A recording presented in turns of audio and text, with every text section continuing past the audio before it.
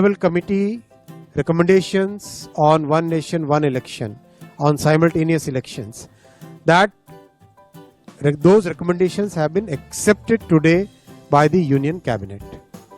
And as you are aware, 1951 से 1967 तक election simultaneously होते थे. उसके बाद में 1999 में लॉ कमीशन ने अपनी 170th रिपोर्ट में रिकमेंड किया था कि one election to Lok Sabha and all legislative assemblies in 5 years होना चाहिए, जिससे कि देश में डेवलपमेंट चलता रहे.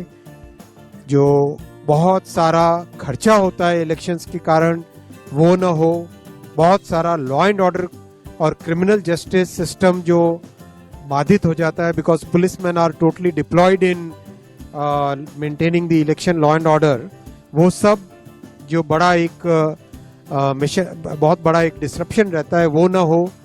और एक तरीके से जो आज का यूथ है और आज का जो भारत है, जिसकी एक एस्पिरेशन है कि डेवलपमेंट तेजी से हो, चाहे इंफ्रास्ट्रक्चर का हो, चाहे एजुकेशन का हो, हेल्थ केयर का हो, चाहे एम्प्लॉयमेंट अपॉर्चुनिटीज़ का हो, चाहे मैन्युफैक्चरिंग का हो, उसमें इलेक्शन के प्रोसेस से बार बार जो बीच में एक तरीके से उन सब को एक स्मूथ तरीके से डेवलपमेंट चलता रहे. और इस पॉइंट ऑफ व्यू से बार बार ये रिकमेंडेशन, ये सजेशन देश में जगह जगह से अलग अलग फोरम से आया है. पार्लियामेंट्री कमेटी ने भी 2015 में अपनी 79th रिपोर्ट में कहा था गवर्नमेंट को कि suggest methods for simultaneous elections in 2 phases. इसीलिए हाई लेवल कमेटी गठित की गई थी under the chairmanship of Shri Ramnath Kovind ji, the former President of India, and that committee extensively consulted a broad spectrum of stakeholders, including political parties, judges, constitutional experts, large number of experts from various fields. इन सब के extensive consultation के बाद में एक report submit की थी.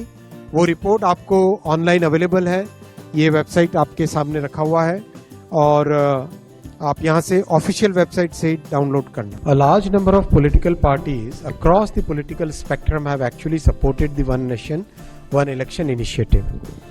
When they interacted with the high-level committee, they gave their inputs in a very succinct manner, with a lot of clarity.